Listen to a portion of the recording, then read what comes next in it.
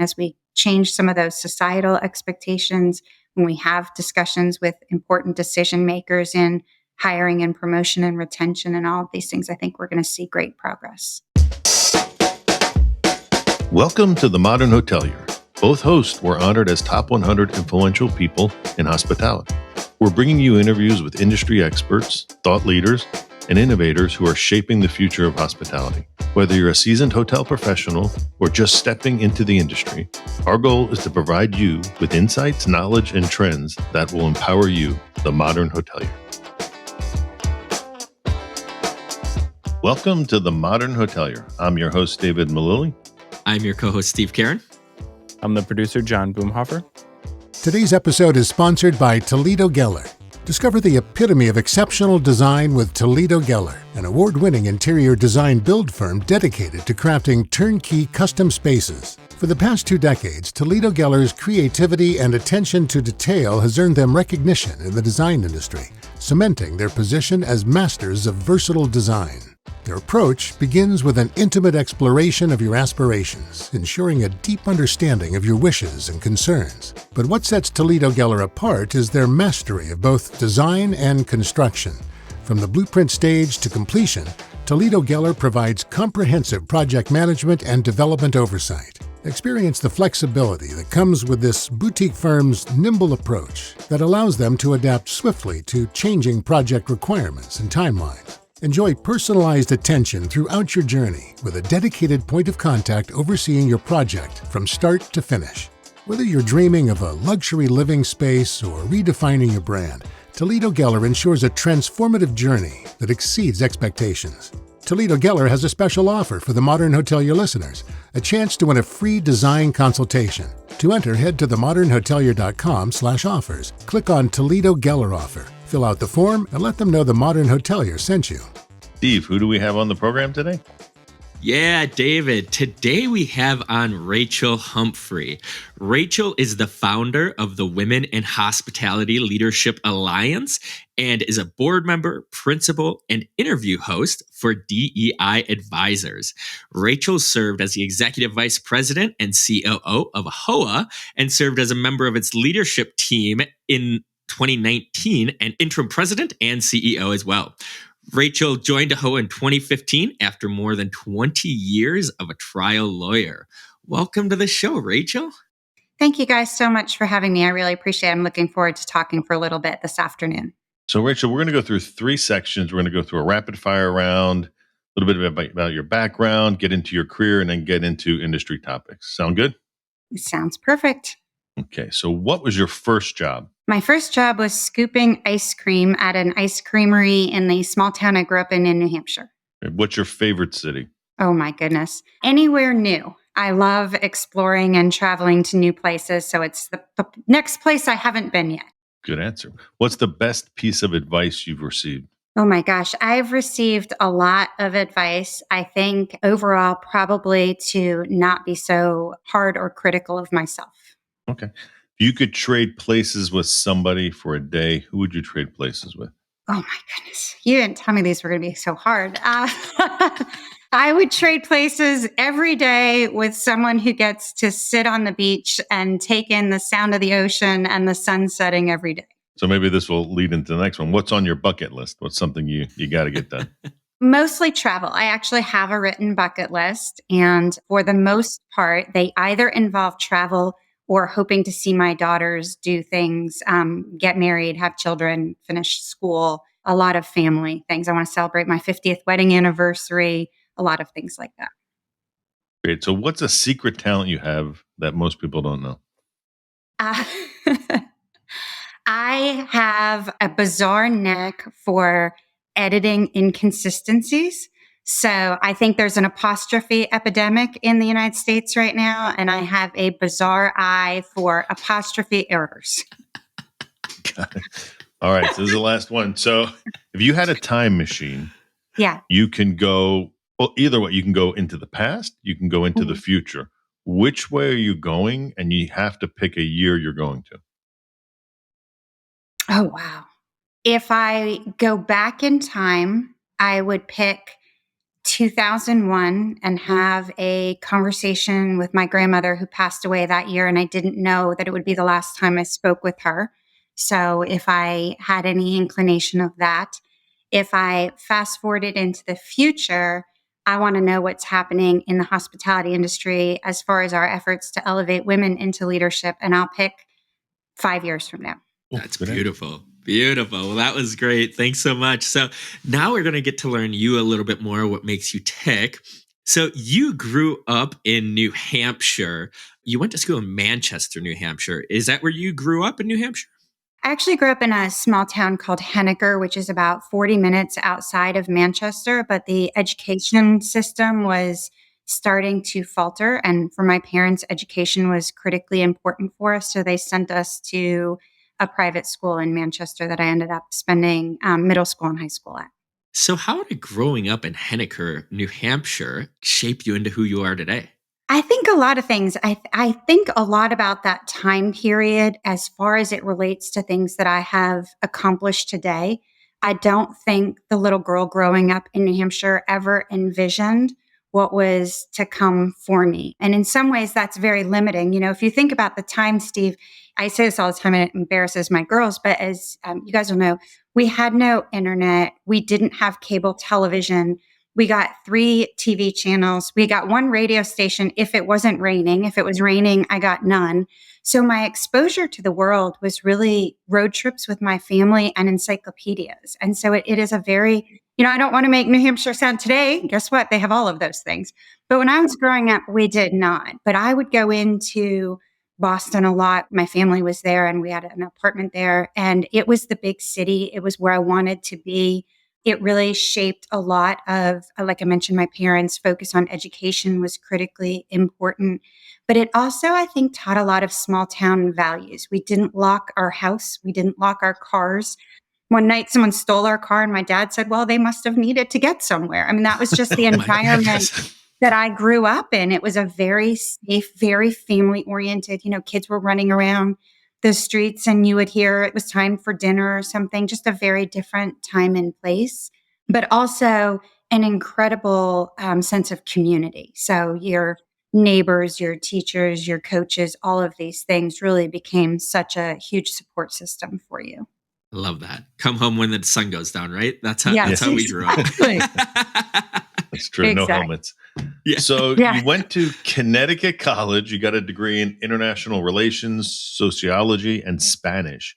So how do those 3 come together and how did you come about picking those 3? I had loved Spanish in high school, and I knew that I wanted to go to law school. International relations. I think my father was a history professor. I loved government. I loved the concept of the international aspect. So I started college as an international relations and Spanish major with the knowledge that I would go to law school right after college. Sociology, I ended up taking some courses and just fell in love with it. I loved maybe again the community side of things, thinking about how as a country our citizens interact, things like that. And I just, when the electives opportunity came up, I took it. And I happened to have enough credits at the end to have actually studied a full course load in it. But that one was strictly out of just interest, professors that were very engaging and made you want to learn.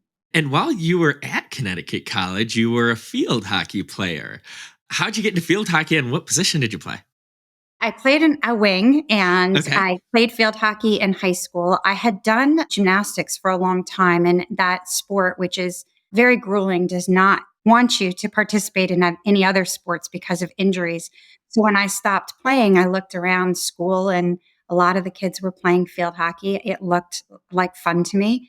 And so I tried out for the field hockey team, ended up playing, and then again played in college for the first couple of years until I decided to study abroad. It is an exciting team sport. I learned a lot, especially once I got to college, about different aspects of it and how important I think it has been in my own leadership development in playing youth sports and then college sports as well. I also downhill ski. I was a ski racer through all of high school, which was a completely opposite dynamic of being part of a team sport. So I really loved the aspect of being a part of a team and not being a sole contributor in an event like skiing. So you got your law degree from Syracuse. Mhm. What decided you to take that next step? I have told this a lot. I don't really know. I'll tell you the tidbit I could have told you on the quick answers. In second grade, I wanted to be a long haul trucker or a Dallas Cowboy cheerleader. They were both equally glamorous to me. The Cowboys were America's team. It was the only channel we got on the weekends. Long haul trucking seemed to me a cool way to see the country, and I wanted to do that. The next thing I knew, I wanted to be a lawyer. And the only thing I can say is I don't know if it was LA Law, Hill Street Blues, some other Right. TV. I didn't know any lawyers. I didn't ever use one, but I went to college knowing that that was what I wanted to do. And then it never pivoted. What I wanted to do as a lawyer pivoted, but for some reason, I thought that that was the career path for me. That's awesome. Quite a difference from long haul trucker to Yeah. lawyer. And you got I an think you Eagles and a made- Packers fan, so the Dallas thing you threw in I'm really a kind of. Patriots fan, so. Okay, well, Uh, all right, we can all coexist. we can get along. So one thing now, you're an advisory board member for Kennesaw State, correct? Yeah. Yes. What made you want to, I know you said education has been a big part of your life, but what made you want to get involved with Kennesaw State? Yeah, Kennesaw State University is here in Kennesaw, Georgia. It's just north of Atlanta. And they have an incredible, the Coles College of Business is there. It is heavily populated by first generation students, which I think is incredibly exciting. It's one of the fastest growing colleges in the country. I had an opportunity to meet the dean of the business school while I was the CEO of AAHOA. We had founded a scholarship there in honor of Mike Levin and Lee Dushoff, who were the founders of AAHOA. And I just really loved what they were doing. They also had the Levin Hospitality School. And so when I was invited to join their advisory board for the business school, it fit perfectly with both my strong desire to support the future leaders of our industry, but also to have an opportunity to help shape those that would otherwise not be going to college. I went to college on financial aid and scholarship money and the friends and family plan. I had a lot of loans coming out of both college and law school.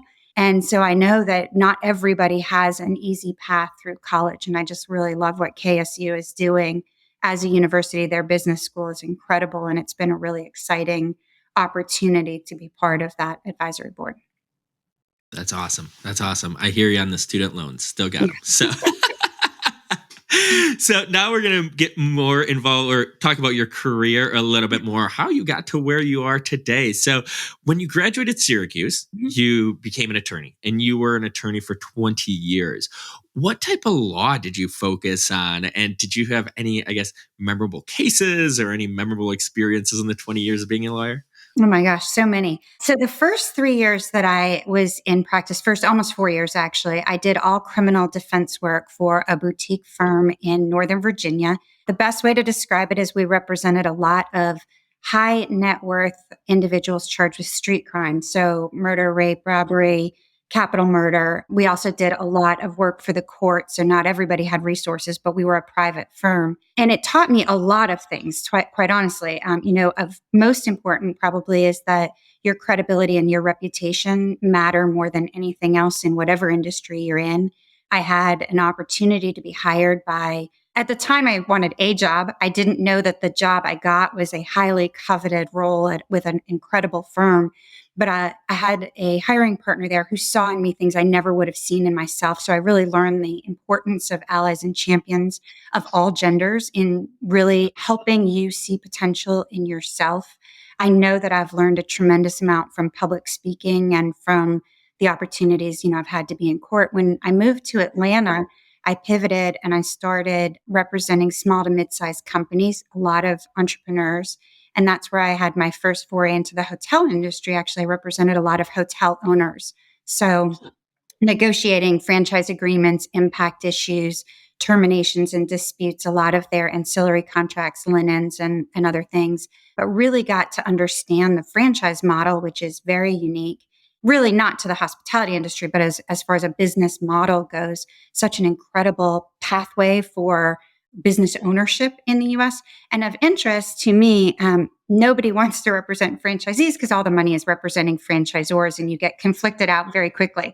So there really is a small niche of franchisee attorneys in the country, and you really develop, again, a network of colleagues who specialize in what you do. It helped, you get on a speaker circuit for a lot of the conferences because of that as well. So yeah, spent 20 years doing two very different opposite ends of the spectrum, but really had an incredible career as a trial lawyer, which is exactly what I had set out to do. Sure. What was the most memorable trial you had? Oh my goodness. All right. So I always say I'm never going to use names because people have moved on. Things are a long time ago. We represented a lot of high profile cases when I was doing criminal defense.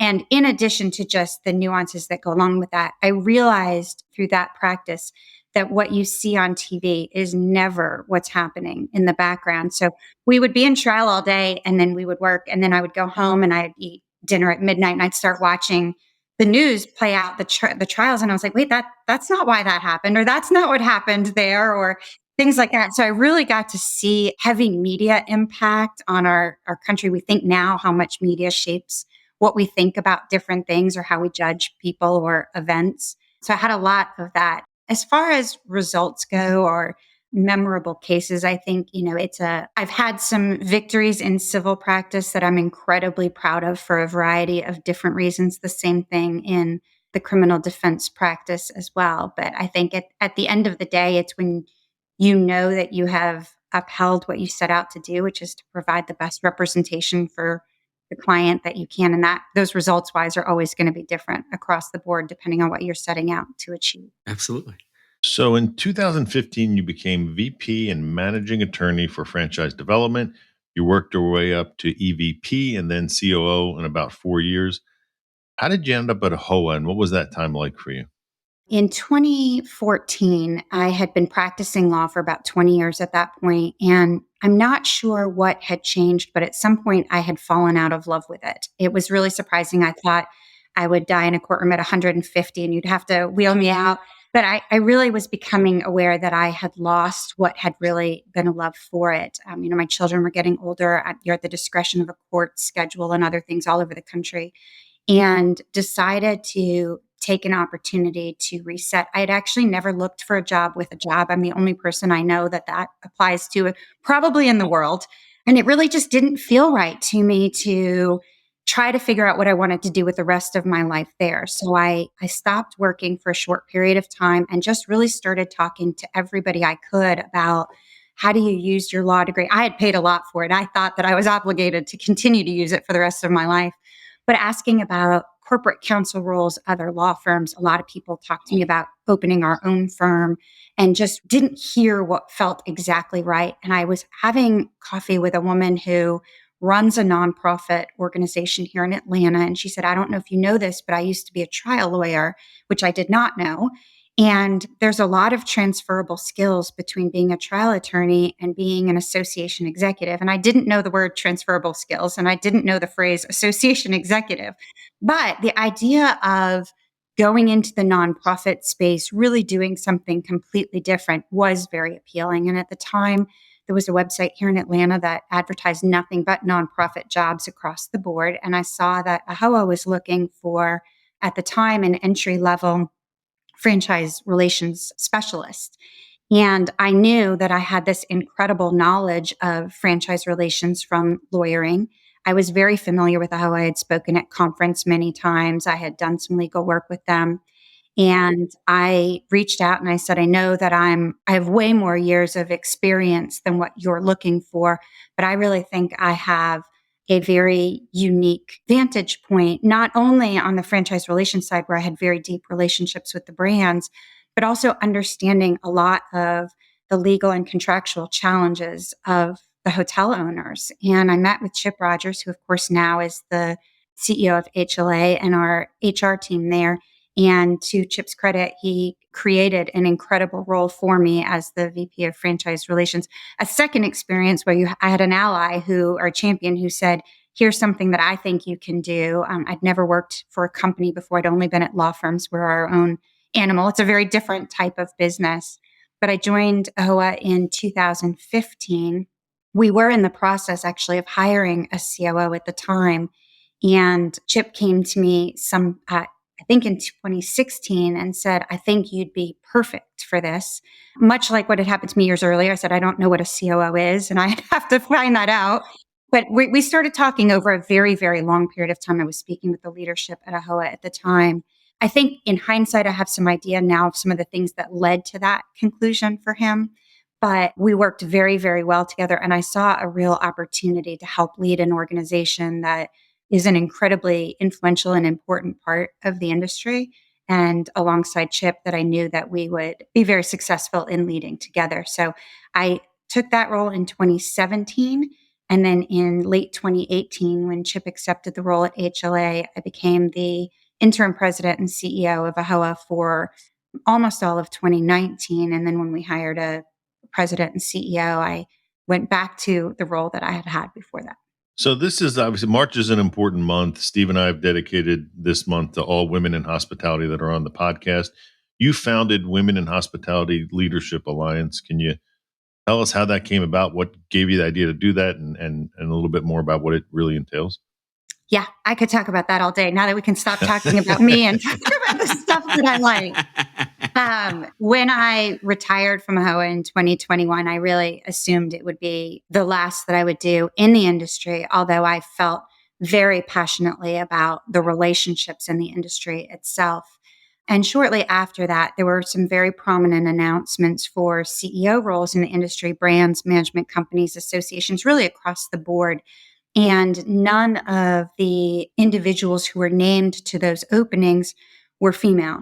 And I knew there were lots of really talented women that were in the final consideration for a lot of those roles. I knew all of the men who had been named to those roles, and they're all exceptional leaders.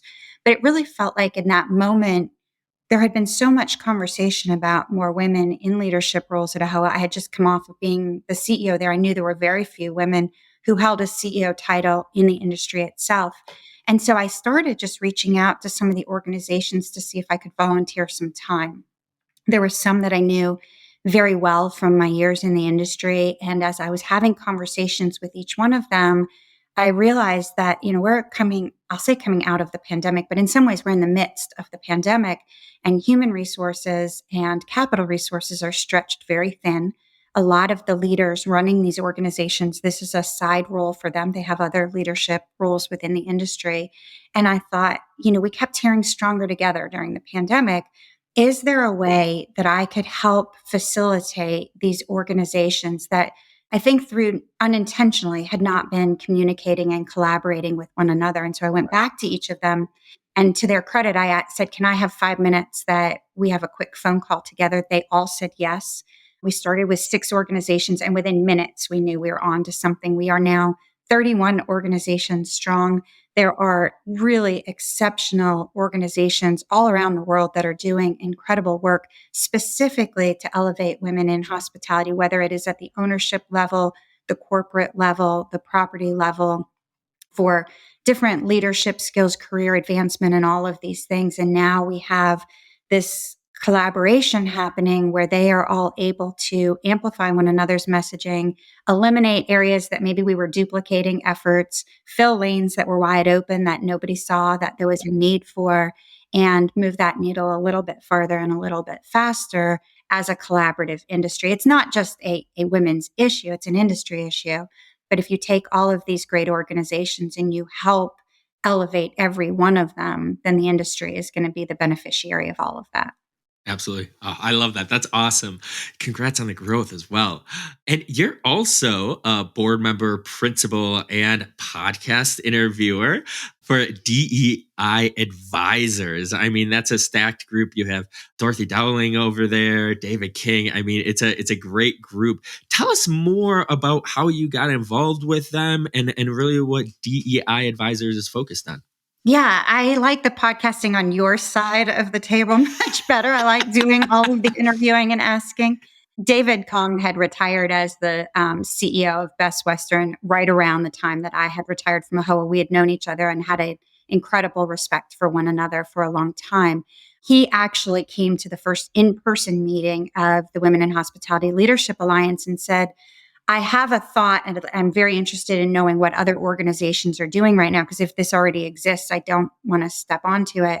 And he said, I think that companies, from what I can tell, are going to start making a lot of progress in elevating women and other underrepresented groups in leadership paths. but there aren't as many resources for the empowerment of the individuals themselves. And so we want to help individuals be ready for those next steps, whatever that next step they want it to be. And so David created the concept of let's interview industry leaders like you all are doing, share their personal journeys, which incredibly show that there's not one path to leadership within the hospitality industry. There are so many different ways that you can get there. And also a lot of the lessons they've learned along the way. And they are vulnerable stories. They are things that anyone can relate to from, whether you share commonality of a segment of the industry, of a gender, of an ethnicity, it doesn't matter. It's all common stories on overcoming obstacles or public speaking strategies or managing the demands of business travel and other work-life balance or advocating for yourself in different roles. Like we just cover a wide variety of topics, but it's been an incredible opportunity, as you mentioned, with David and then Dorothy Dowling and Lan Elliott to really share incredible stories. I've been very fortunate in my career to have access to incredible leaders. You all do as well. I get to go on the industry conference circuit. I get to hear and meet and see and speak with so many great leaders, but not everybody has that access at all stages of their career. And so to really be able to share what is an incredible industry with so many people is a really impactful opportunity for me right now. Absolutely. I think it's so fun understanding where people came from and their backgrounds and how they got to today, just learning about people in our industry. It's one of the most fun things. So, well, perfect. Now we get to talk about your industry thoughts, right? So the first thing I want to talk about is we've had this discussion now with a few folks is getting women more involved in leadership positions in hospitality, specifically C-suite positions. What steps do you think we can take to have more women in those positions? Well, I think there's a lot of things. For starters, we need more diversity on boards in C-suites to perpetuate more diversity in those roles because we want people with unique perspectives, different paths, different thought leadership, really looking at succession planning, looking at our hiring and retention, looking at how we not only hire diverse leaders, but also make sure that they are included and that they feel that they belong and that there are opportunities for growth. So part of it is looking truthfully at our own companies and saying, are we as representative in our leadership as we should be? Are we representative on our board? A second really important one, Steve, is public speaking. Part of our personal brand is to be seen as subject matter experts in whatever it is that is our subject matter. And that then lends itself to recruiters being more knowledgeable of strong women in the industry. It leads other companies to say, oh, I heard so-and-so speak. Maybe she would be great for this role here. My own company to hear me speak and think, here's a hidden talent here. When you think about industry conferences, when you think about podcast guests, and I really appreciate what you all are doing and showcasing such diverse talent, not just during March, but all year through. You see that by providing a forum for women to share their expertise, to share their thoughts, you're really helping their personal brand to be seen as future leaders. So that's another one for sure. Really looking at and understanding what are some of the obstacles maybe that might be a little bit different. There's a lot of societal pressures, a lot of different societal expectations on women that no industry really, but that the industry really is not caught up with. And so when we think about that, I had someone tell me a story the other day that there was an opening in her company. She was very interested in it. She went and said, I'd like to be considered for this. And they said, oh, we didn't think you would relocate because you have children. And she was like, well, I will. And she ended up getting it. And I won't tell you who it is, but she's incredibly well known, incredibly successful. So even that, it wasn't done out of any malice. It was just somebody thinking, here's a mom who's not going to uproot her family for a career. My husband really recently heard me speak on a panel, and he came up to me afterwards and he said, I have to tell you that in 25 years of my doing panels, not one person has ever asked me, how do I maintain such a demanding travel schedule with 2 children? But they asked you twice in a 30-minute panel the exact same thing. And he said, and we have the same demanding schedule. We have the same 2 children, but people don't. So I think a lot of it is just having conversations that are exactly like this, the opportunity to help women advocate for themselves, but also the importance of allies and champions. That's why I said earlier, it isn't a women's issue, it's an industry challenge, but together we can absolutely overcome it. I think it's just being more aware, continuing the conversations, continuing to provide opportunities, and to really showcase all of the great women leaders in the industry. I have said this many times, but as a lawyer, I never wanted to be seen as a great female attorney. I wanted to be a great attorney. I felt like somehow I was handicapped if you said, well, Rachel's a female trial lawyer. That to me didn't define me. But those conversations, whether it be in the courtroom or whether it be in the C-suite, are what enables us to continue making progress in those areas. When I was the CEO of AAHOA, there were only a few of us, as I mentioned, that had that title in the industry. It didn't mean I was any more qualified, any wiser, any better at any aspect of the industry than anyone else. I had an opportunity. I accepted that opportunity and it gave me a lot of exposure. It resulted in a lot of exposure. But that was really a wake up call for me that it takes people with the title, with the ability to influence and to use that voice for something like this to help implement change. Yeah, it's great. So you've got a big voice in the industry. We were very excited to have you on the podcast. What advice would you give to other women that are trying to, I don't want to use the word stand out, but really trying to help create awareness? I mean, one of the things I always talked about is that, there's like a younger generation that doesn't embrace LinkedIn as much as they should, where they can kind of do their own branding and be a little more active. I actually just checked in on somebody who I was advising. She hasn't posted in 6 months, and I kept saying, you got to be active, do stuff. So what advice would you give to women who want their voice to be heard? I think it's a couple of things. We have to learn to advocate for ourselves. We have to learn to quiet sometimes the narrative in our own minds that is louder than the narrative of our champions or people who support us. And that's not true for everybody. Obviously, that's a generalization. But I think that we have to invest in ourselves. So whether that is, if you're not comfortable public speaking, commit to saying, I'm going to take some courses. I'm going to find a mentor. I'm going to start just by speaking at a staff meeting, or I'm going to join a local board or organization and do some speaking there. There's a lot of different ways you can get into public speaking. I think raising your hand and saying, I'd be interested in sitting in on this meeting if I can. I'd be interested in an opportunity that comes up. Feedback is a gift. If you are not the right candidate for that role, what do I need to be doing to be the right candidate next time? We have a lot of opportunity to put ourselves in a position to be instrumental in getting those. I mentioned the COO role at AAHOA. I think one of the reasons that I became a candidate for that, when I started there, I'd never worked for a company. As I mentioned, I'd only been at law firms. And so I think out of my own insecurity, I became really focused on learning everything I could about the business. I wanted to know, what does business development do? What does events do? What does membership do? What does PR and marketing do? And it wasn't, I don't think, intentional. It was that I was scared. I was scared of being in an environment that I didn't know and not being as successful as I could be. But what it led to was suddenly I was this person who had a deep knowledge of the way the entire company worked. And so be curious outside of your own role.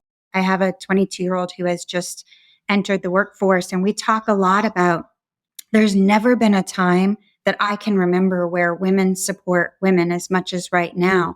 Reach out to female leaders. It doesn't have to be a formal mentorship. I'm actually not as big a proponent of formal mentor programs as I am in having lots of mentors. I have somebody that I can call and say, hey, I got invited on this podcast.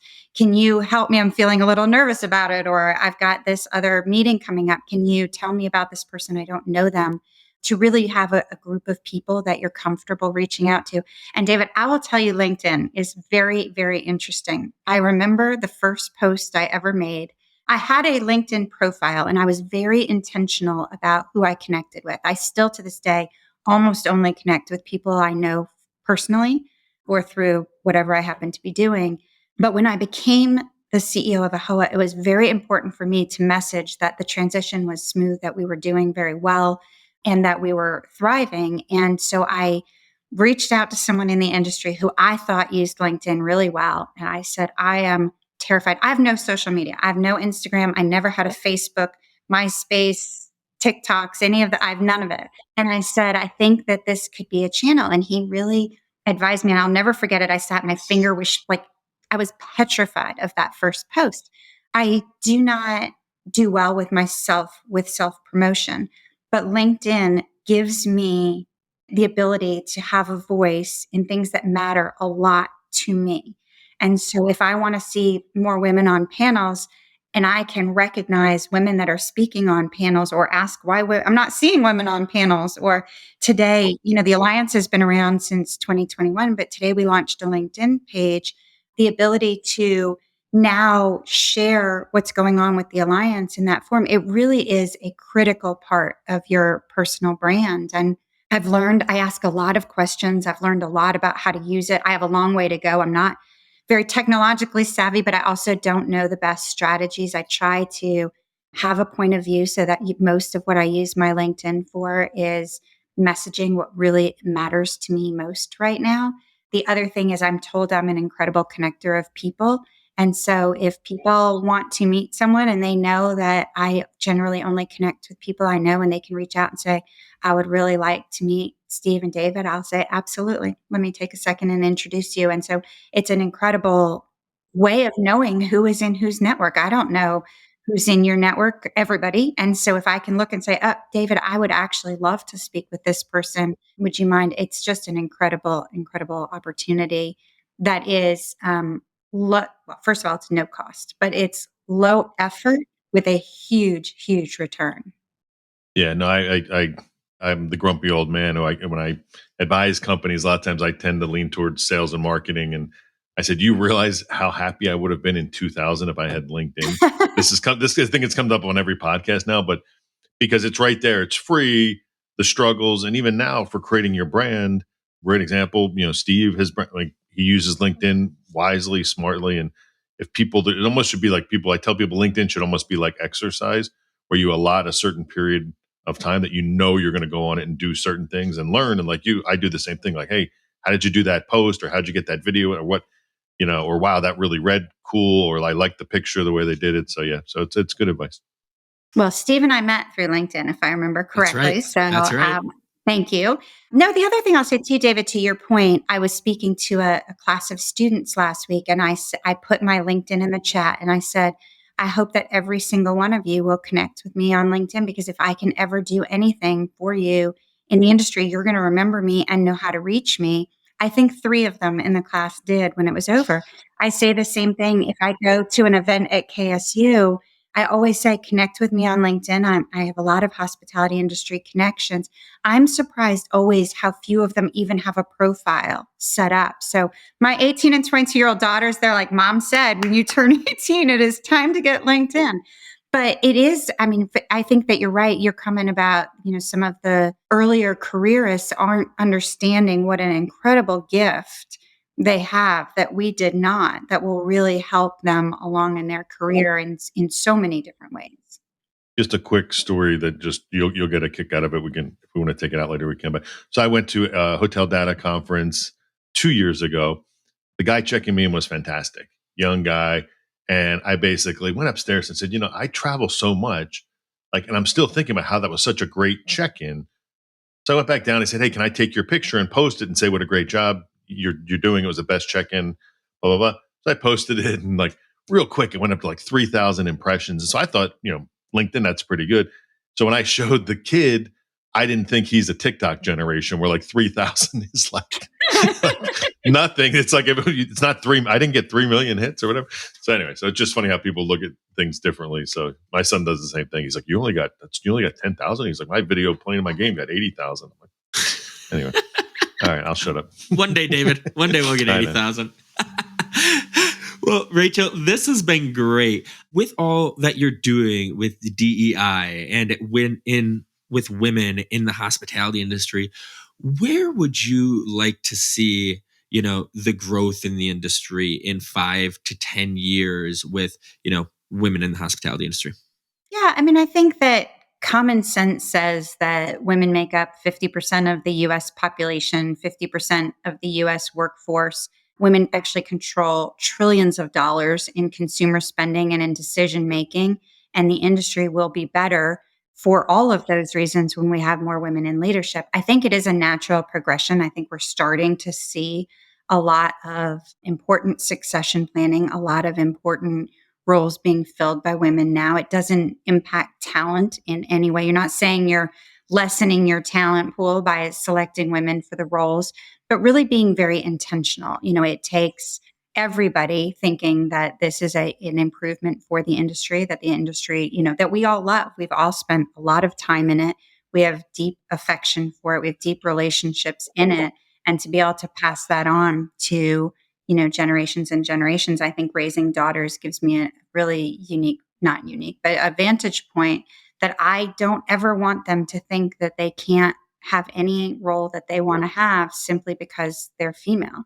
And I think that we really need to be showcasing that a lot more for future generations. The other thing about the hospitality industry, and this is slightly off track, but the hospitality industry is actually not a career. It's an industry. And so you can be anything. I can be a lawyer and be in the hospitality industry. You can be a social media marketer to your son's comment and be in the hospitality industry. You can be a CFO and be in the hospital. So you can pick any career that suits you, anything that you want to be doing in the world, and then tie it to an industry of incredible people, of incredible experiences that impacts lives every day, whether it's vacation lives, corporate lives, dealing with sick family, all of these things. The hospitality industry has such a critical role, not just economically in the country, but for the amount of people that we can impact every day. So pick any career that you want and then find your way somehow into the hospitality industry. And that for women, especially, at the entry levels, there are lots of women at the entry levels of the industry.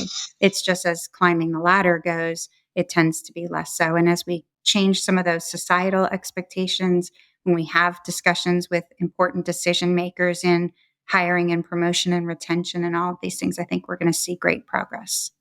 Absolutely. Absolutely.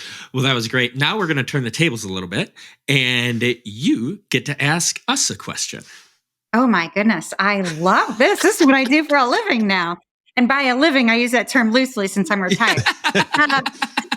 All right. I will ask you, the guys, the same question that you just asked me. Then I'm going to ask you two questions, but one of them I'm going to ask is, what do you think needs to happen over, say, the next 5 years to see more women elevated into leadership positions in all segments of the industry? David, do you want me to go first or should you? I'll let you go first. Thank you. I think this is one of the great things that we're starting to do more is have just an open dialogue and have conversations about it. Having people like yourself who are also advocating for women and kind of bringing awareness to people that might not understand that, most C-level positions are by men. I also think showing the benefits of these companies that not only hire women and promote them, but also are just more diverse companies tend to do better in multiple different areas. So I think, having those conversations and showing statistics, showing numbers on how these companies are doing when their board is maybe 50% women and it's not, but a bunch of old white guys, right? So just showing diversity in these companies and the statistics. But I love, having these conversations and, just talking about it. Well, Steve, I think that's an important thing because it's one thing to do it because it's the right thing. That would make sense and should be enough motivation. But if you can show the business sense of it, whether it's on hiring and retention, because the next generation is looking to see a lot of the ESG companies and other things, but also the financial results. There's lots of people who will talk about the success of companies that have more diverse representations on boards and C-suites. So it isn't just a do the right thing, it's do the right thing and be incredibly successful along the way. So I love that comment. David, how about you? Well, I will tell you, one of the things I think we have a problem with in the country in general is that we don't travel enough. So we're inward looking and we don't know enough about diversity, other cultures, whether it be, a race or whether it be sexual preference or what have you. So for me, I'd like to see more people travel, and then I'd like to see more people who are in my position to start asking the right questions to employees, and specifically women. What do what do you want to be when you grow up? What do you want to do this job right now? Because my mindset was always, I want to hire somebody who's smarter than me, that's going to do the job the best that the job can be done. I don't care who they are. I don't care any of that. And so for me, I've tried to make it practice where I ask people in the interview process, "Hey, you're coming in as sales. What would you like to be doing in a couple years?" And then if they say, "Oh, I'd really like to lead a sales team," I say, "Okay, great. We've got a great opportunity. I think you're awesome. Let me mentor you. I'm going to involve you in meetings. I'm going to share emails, which I normally wouldn't share with you. But my path for you is to move up and to help." And that can be just younger people, can be women, but I think there's not enough of that. I think there's too many CEOs that don't even know what their company does, don't even know their business, and don't even know what their employees think of them. And so I think the connection between management and that up and coming group, to get them up to the management level, they have to. In some cases, they can do it themselves, but I think it's easier when you have somebody kind of guiding you and helping you along the way. I love that. All right. And then my second one I'm going to ask, because it's my favorite DEI advisors question. I think that we are all works in progress, and it's really important part of our growth to take time to reflect. And so in every interview, I ask a lot of different questions, but I always end with, what would you tell your younger self? Because I like to hear in reflection, whether it's how life turns out for you or something that maybe would have impacted your path the day you finish school or whatever time period it is. But what's the one thing you would tell your younger self about where things are today? Keep a positive attitude, and no matter what, work hard. That's it. That's my mom. She always told me to work hard, but having a positive attitude with that, not getting down. Like, sometimes people aren't the nicest or things don't go the way you want, but it's not necessarily your fault. I think we're all on our own journey, and we'll get to where we're supposed to be at the right time. But just no matter what, Kobe Bryant, I always enjoyed watching him play basketball, and I'm a firm believer in the Mamba mentality. When you don't know what to do or you're not sure what's going to happen in your life, put your head down and work hard. And then things will fall into place, or new opportunities might even arise up. But, work hard and keep a positive attitude. Yeah, I would say for me, it's a tough question because I'm the oldest of four boys, and I just my father was a mechanic. I knew I needed to get out. I didn't want to be working in jeans. I didn't want to own a gas station. I didn't want to do I wanted to get as far away from where my father was at, because I saw how hard he was working. So for me, I felt like I always did a good job of trying to think about the future. But I would say there's sometimes where my biggest regret, and a lot of people says, I'm just too nice. I believe in karma. And sometimes I should have probably been more of an a-hole, and it just wasn't who I was, and I didn't. And I look back and I kind of regret saying, there were some things that maybe 20s, early 30s, where I really should have been more of a jerk. And so that's what I would say. But like I said, I'm looking at it. One of the best things I did a post on it is my grandfather. We're at breakfast. I was like 8 years old, and he wrote down I over E equals S, and that's always keep your intelligence over your emotions, and you'll be successful. And that stuck with me from 8, 9 years old. So I've been fortunate. So somebody's always got it better than you, and somebody's always got it worse than you. So David's goal is to be a bigger jerk. I love it. Yeah. Well, this was so much fun, Rachel. I'm going to quote you on that. Yeah.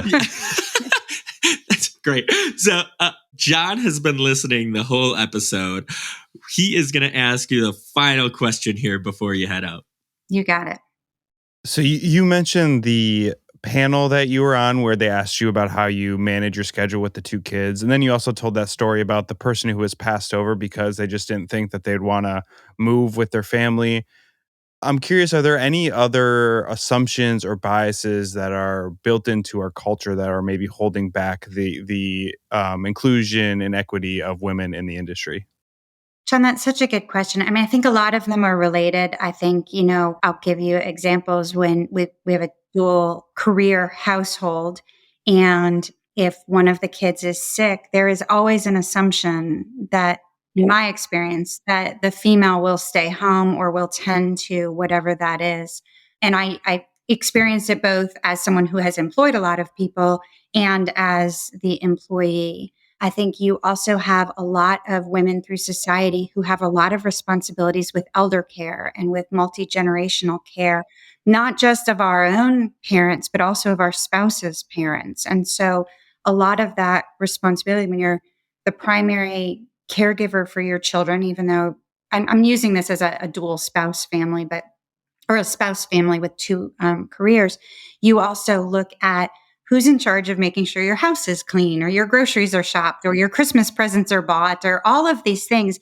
And again, I know these are gross generalizations, but what we find is that the more people we talk to, the more those societal expectations weigh very heavily. Someone said to me the other day, I don't like hearing women described as superwomen because superwoman didn't have to juggle everything. She had to save the world, but she didn't have a spouse and she didn't have parents and she didn't have children and she didn't have pets and she didn't have all of these other things. And I thought it was such an interesting commentary about this view of women as superwomen and how do you juggle all the balls in the air and how do you make sure that everything is done right? My daughters call me the glue. Mom is the glue because mom makes sure that everything is always taken care of. But that's in addition to being the glue at work, being the glue at home, being the glue for my parents and other things. So I think there's a lot of examples of, in society where we see a lot more of that.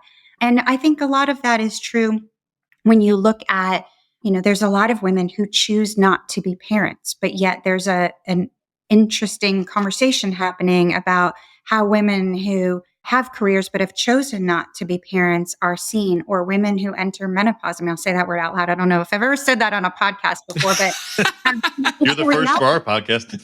Yeah, I'm going to be honest with you. It's a reality that has to be talked about a lot more because when you hit the age where those C-suite opportunities are coming open, well, guess what? There's a whole universe of things also happening, a lot of them out of our control. And so I think as we kind of explore all of these different areas, it's what makes us supermoms and unique and everything else. But it also is what impacts a lot of the options and the other things. I hear a lot of women say, I can't take that speaking opportunity at that conference because there's no way I can be gone for 2 or 3 days for something. Or I get asked at the last minute and I'm planning my calendar 6 weeks ahead of time. I can't shuffle childcare and all of these things. So I think there's a lot of realities of how the societal influences, and that's changing. I mean, to be fair, my husband is an incredible father and he does dishes and laundry and grocery shopping and all of these things. I'm not saying that anybody's do not, but I think that the expectation generally falls very differently. But John, that's a great question. Well, that does it for another episode of The Modern Hotelier. Rachel, this is where you get to let people know where they can find you, any websites you want to plug. So the floor is yours right now. I appreciate that. Where to find me, I always hope is on the beach. But if you mean where can you find me on the internet, Rachel Humphrey on LinkedIn. I don't know what the handle is, but I think I'm pretty easy to find that way to connect with me. As far as the Women in Hospitality Leadership Alliance, we're at whlalliance.org. We also have a LinkedIn page as of this morning. And then DEI Advisors is www.deiadvisors.org. We also have a LinkedIn page. So encourage everyone to follow both of those pages for really a lot of great content, incredible free resources, a lot of information out there, but just to see what the incredible organizations and leaders are doing in the industry right now towards such an important initiative. That's great. So that does it for another episode of The Modern Hotelier. So whether you're listening or watching, we hope to be with you again soon. Thank you. Thank you guys so much for having me. You made it to the end of The Modern Hotelier. Thanks for listening. The Modern Hotelier is produced by Make More Media. Make sure to like and subscribe if you're listening on YouTube, or subscribe wherever you get your podcasts. If you know a guest or sponsor that would be a good fit, feel free to email us at hello@themodernhotelier.com. If you'd like to get some Modern Hotelier merch, click the merch button on modernhotelier.com or click the link below. Thanks and have a great day.